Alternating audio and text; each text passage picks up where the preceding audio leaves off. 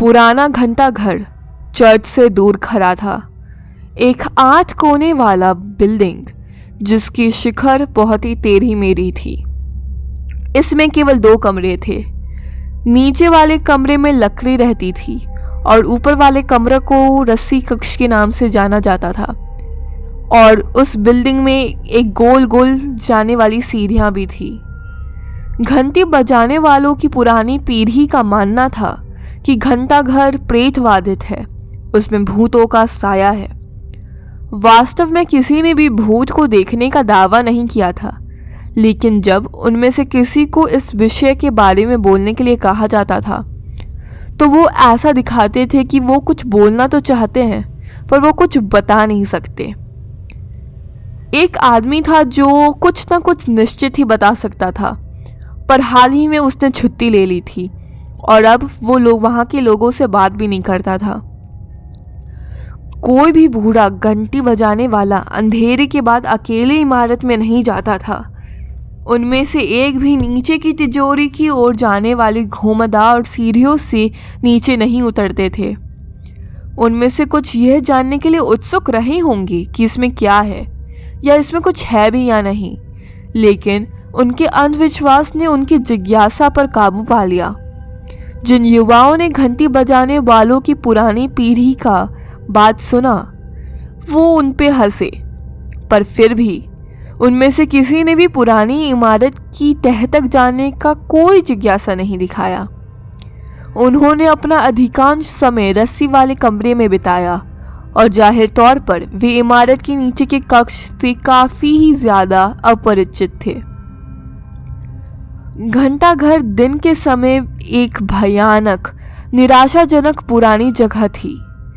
जो लोग ऐसी बातें समझते थे उनके लिए यह भूत के निवास के लिए एक आदर्श स्थान था।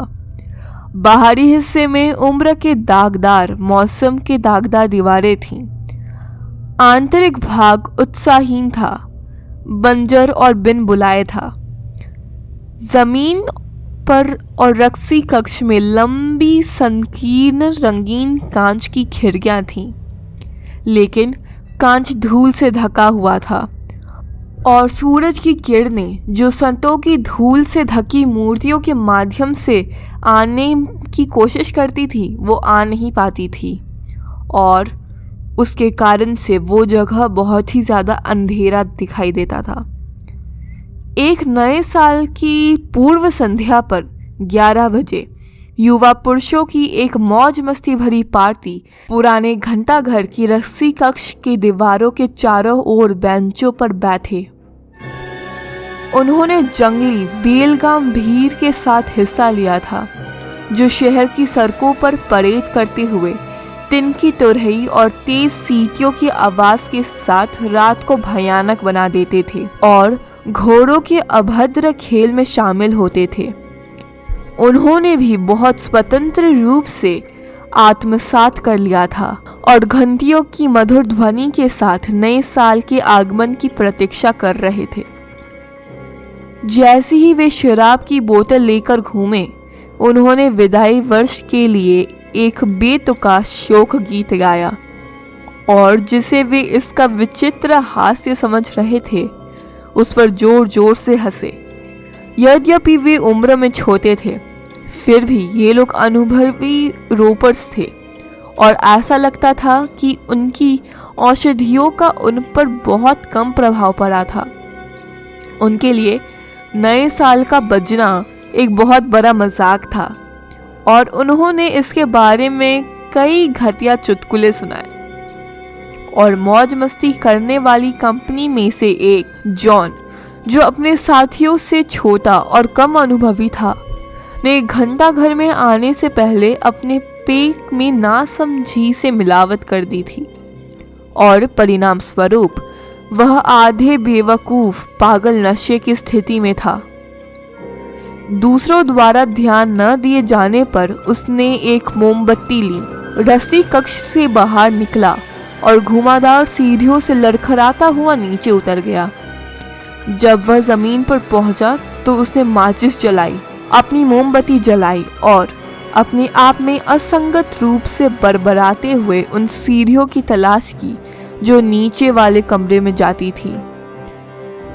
उसके भ्रमित मस्तिष्क ने वह करने का विचार सोचा था जो उसने अपनी शांत अवस्था में, यहाँ तक कि दिन के उजाले में भी करने के बारे में कभी नहीं सोचा होगा। उन्होंने रहस्यमय कक्ष का पता लगाने का फैसला किया था। वह पत्थर की सीढ़ियों से लड़खड़ा कर नीचे उतरा और एक छोटी सी लैंडिंग पर पहुंच गया। एक भारी दरवाजे को धक्का देकर, जिसके जंग लगे कब्जे बुरी तरह से चरमरा रहे थे, खोलकर वह तिजोरी में दाखिल हुआ। जगह खाली थी। यह एक ध्वजांकित फर्श वाला एक वर्गाकार कक्ष था। दीवारें सूखी थी, लेकिन धूल और मकड़ी के जालों की मोटी परत से ढकी हुई थी। ऐसा प्रतीत होता है कि फर्श पर हाल ही में झाड़ू लगाई गई है। हालांकि रात हल्की थी, वह जगह से बासी पार्थिव गंध निकल रही थी जो मौत के समान ठंडी लग रही थी। जॉन ने एक बेतुकी हंसी निकाली, खुद से कुछ बुदबुदाया और अपने साथियों के पास लौटने ही वाला था कि अचानक बर्फीली ठंडी हवा की झोंक ने उसकी मोमबत्ती बुझा दी। उसने एक कदम आगे बढ़ाया। उसके पैर का अंगूठा किसी चीज में फंस गया और वो लड़खड़ा कर गिर गया। उठने की कई व्यर्थ कोशिशों और बहुत सी असंगत व्याख्याओं के बाद ठंडी धूल भरी पत्थर की दीवार के करीब जाकर सो गया। उसने जो सपना देखा था वह स्याह अंधेरे में तिजोरी में बैठा था।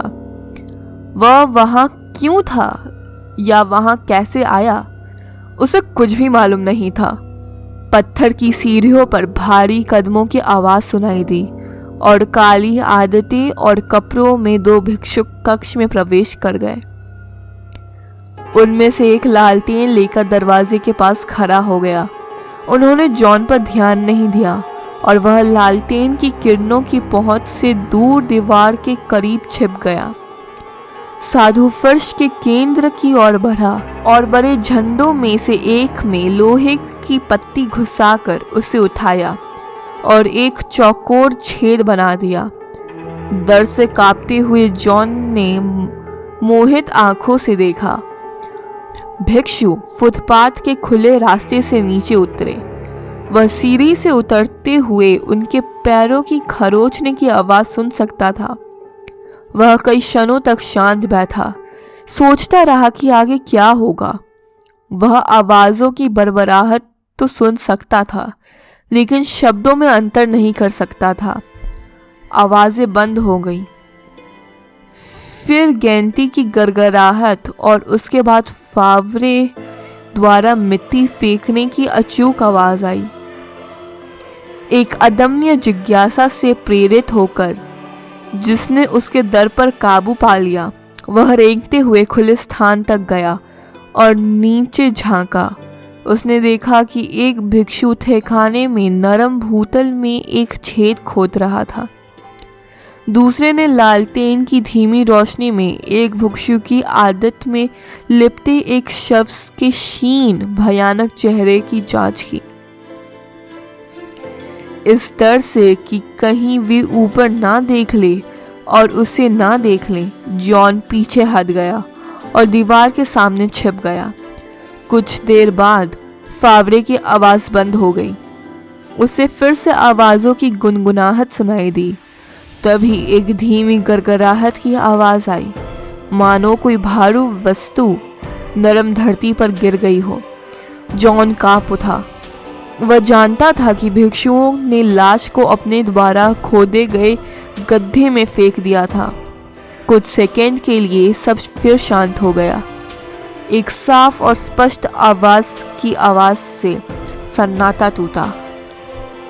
Requiem aeternam dona eis Domine, उसने कहा। Et lex perpetua lucatis, दूसरे ने बोला। ये कौन से भाषा में बात कर रहे थे इसके बारे में जॉन को कुछ नहीं पता था, पर फिर भी उसे एहसास हुआ कि भिक्षु अपने मृत भाई की लाश पर दफन सेवा का पाठ कर रहे थे। उसने पैटर नोस्तर और अन्य प्रार्थनाएं सुनी और कब्र भरते समय पृथ्वी की गड़गड़ाहट और फावड़े की खुरचने की आवाज़ सुनी। फिर वह उठा, करवट बदला, कुछ असंगत टिप्पणी की और फिर से सो गया। आधी रात होने पर घंटियों की ध्वनि उसे जगाने में विफल रही। उनके बजना बंद होने के काफ़ी देर बाद वह फिर से उठा।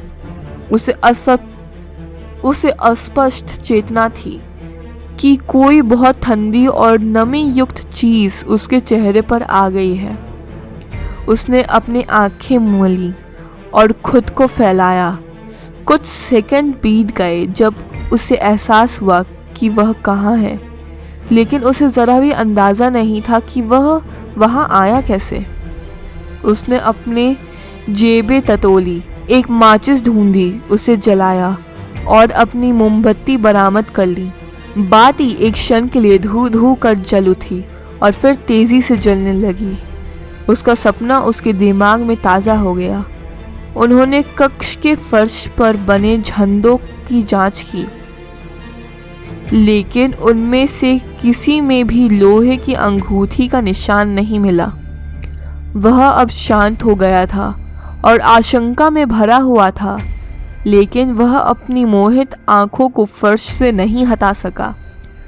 तभी कमरे के मध्य में एक झंडा इंच दर इंच अविचल और भयानक प्रगति के साथ ऊपर उठने लगा। अंत में इसने लंबवत मान लिया और फिर बिना कोई आवाज़ लिए वापस गिर गया और एक वर्गाकार उद्घाटन का खुलासा किया। एक भिक्षु जो काले मिट्टी से सने कपड़े और कंबल पहने हुए था, धीरे धीरे द्वार से बाहर आया। उसकी चर्मपत्रों जैसी त्वचा उसके मांसहीन चेहरे की हड्डियों पर कसकर खींची गई थी। उसके हाथ में एक लकड़ी का क्रूस था। उसकी आंखें अजीब तरह से चमकती हुई और अपनी खोखोली कक्षाओं में गहराई तक धंसी हुई क्रूस की आकृति पर टिकी हुई थी। दांतों पर खींचे हुए उसके सफ़ेद होंठ हिले, लेकिन उनमें से कोई आवाज़ नहीं निकली। जॉन को पता था कि वह प्रार्थना कर रहा था। वह दरवाजे के पास गया और बेहोश हो गया। जॉन मोहित होकर अनायास ही उसके पीछे हो लिया। साधु धीरे धीरे घुमावदार पत्थरों की सीढ़ियों से ऊपर गया, भूतल पर बने कमरे में से होकर गुजरा और रस्सी कक्ष की सीढ़ियों पर चढ़ गया। वह सीधे उस रस्सी के पास गया जो टेनर बेल से लटकी हुई थी। उसने क्रूस को सावधानी से अपनी करधनी में रखा और रस्सी पकड़कर उसे खींच लिया। जॉन ने उभरी हुई आंखों से खुले मुंह से रस्सी के ढीले हिस्से को एक पापी सांप की तरह लकड़ी की छत के छेद से सरकते हुए देखा, लेकिन कोई आवाज़ नहीं आई। बड़ी घंटी नहीं बजी। कई सेकंड के अंतराल के बाद साधु ने फिर से रस्सी खींची। वह गुजरती हुई घंटी बज रहा था। अपने लिए घंटी बजाई, लेकिन ऊपर लगी घंटी से कोई आवाज़ नहीं आई। जॉन ने और देखने के लिए इंतज़ार नहीं किया। वह पत्थर की सीढ़ियों से नीचे भागा और सड़क की ओर जाने वाले दरवाजे को अध खुला पाकर वह बाहर भागा और उसे अपने पीछे पटक दिया। वह अपने जीवन में नए साल की सुबह घंटा घर से अपने घर तक जितनी तेज़ी से दौड़ा, उससे ज़्यादा तेज़ वह कभी नहीं दौड़ा। उसके बाद उसे कभी भी उस स्थान के पास जाने के लिए प्रेरित नहीं किया जा सका, यहाँ तक कि दिन में भी नहीं। एक सप्ताह बाद एक पुजारी एक लिफाफा पाकर आश्चर्यचकित रह गया, जिसमें 2 संप्रभु और एक नोट था, जिसमें एक अज्ञात भिक्षु की आत्मा की शांति के लिए प्रार्थना करने का अनुरोध किया गया था। जॉन ने जो कुछ देखा था उसे कुछ वर्षों तक गुप्त रखा। जब चर्च के पास वह भिक्षुओं के एक जुलूस से गुजरा, सिर दखे हुए झुके हुए जब भिक्षु ने एक परिचित चेहरा दिखाने के लिए अपनी गर्दन सीधी की, उसी दिन घंटाघर आग से नष्ट हो गया।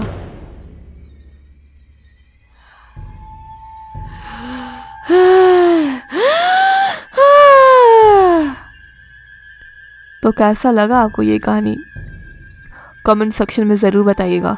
और ऐसी ही और डरावनी कहानी सुनने के लिए हमारे चैनल को सब्सक्राइब करके ज़रूर दर्शाइएगा। ये वीडियो देखने के लिए आपका शुक्रिया। अगली वीडियो में फिर से मिलेंगे।